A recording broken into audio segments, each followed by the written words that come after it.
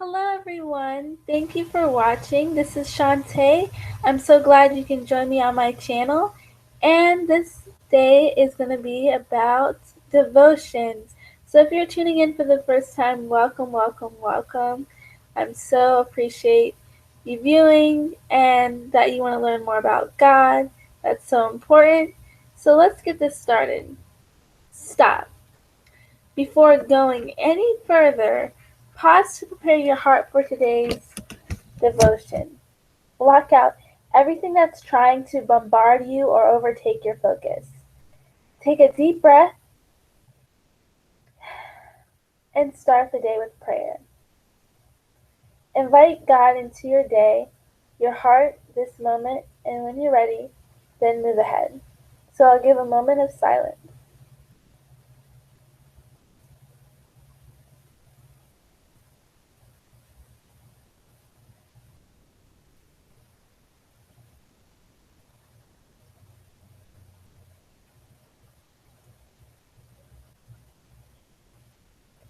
Amen.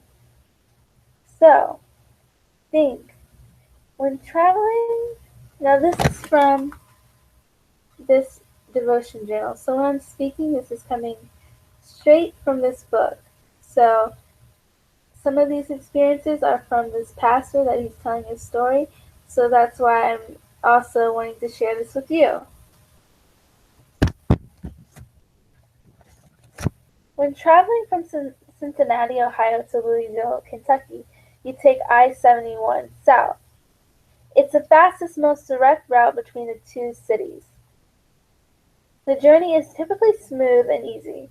However, there's one major thing that you cannot miss for this to work. Interstate 71 and 75 overlap for several miles when heading south from Cincinnati.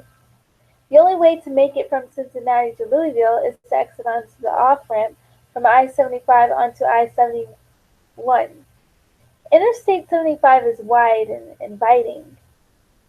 Interstate 71's exit ramp is narrow and has a small window of access.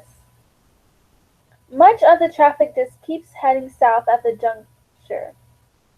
If a person is driving down this stretch, it's incredibly easy to miss off the ramp.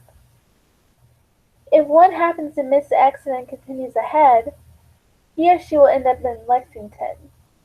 Lexington is just a little more than an hour drive from Louisville. By missing out on this one pivotal decision point, a driver can easily wind up 76 miles off course.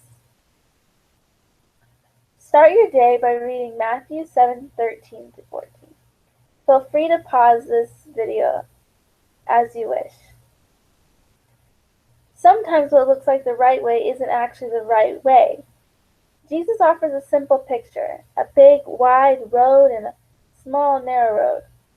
The wide road is large and inviting. This road is well traveled. The narrow road is small, cramped, unpopulated. The natural assumption would be that the wide road would be safe and lead to the desired destination. But Jesus flips expectations on its head. He explains that the narrow road is life-giving, while the wide road leads only to destruction. What appears to be right to most of the people is actually wrong. Consider, the implications of Jesus' teaching are far-reaching. Jesus fails to readily identify who are the many and the few. It might be easy to infer that he's talking about believers versus non-believers, but Jesus doesn't say that. One might assume that Jesus is championing Jews and condemning the pagans, but this passage doesn't teach that.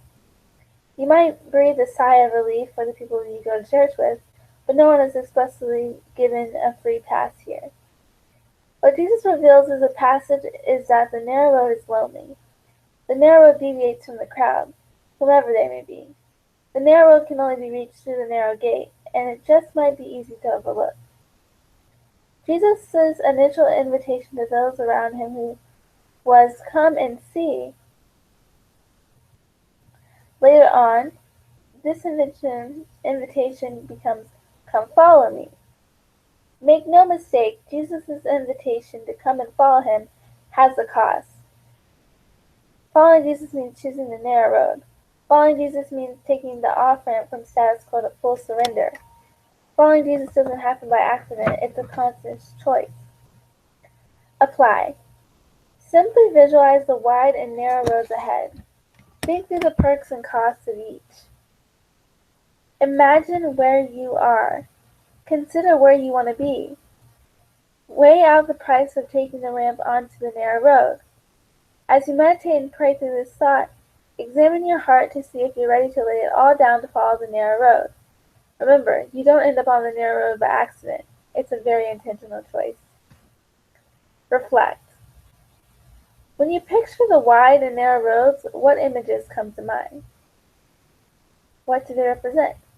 To me, it represents a land filled with opportunity with wide roads and small chances in a narrow road. How difficult do you think it's easy to get on the narrow road? To stay on it. Knowing that exiting on the narrow road will come at a price, are you willing to do whatever it takes to get there? Before ending your day, consider whether you're ready to move on to the narrow road. If you are, pray and ask God to help you get on and stay on the narrow road. As you pray, visualize yourself moving away from the mainstream traffic and toward Jesus on the narrow road. And this is for your devotion, so thank you for joining me. I hope you give yourself time to think about the questions that I asked, and feel free to like, subscribe, and comment down below, and make today a positive one. See ya!